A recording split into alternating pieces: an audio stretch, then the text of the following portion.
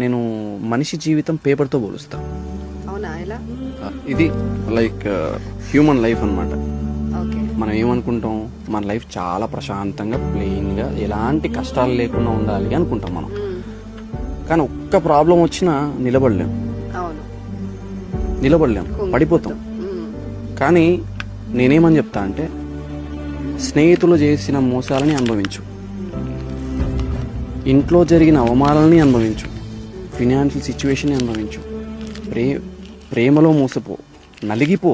జీవితం నిన్ను నలిపేస్తుంది, నలిగిపో. టైం పడుతుంది నువ్వు హీల్ అవ్వడానికి, హీల్ అవుతావు. కానీ దీని తర్వాత నువ్వు ఇచ్చే స్టాండప్ ఉంటుంది చూసావా,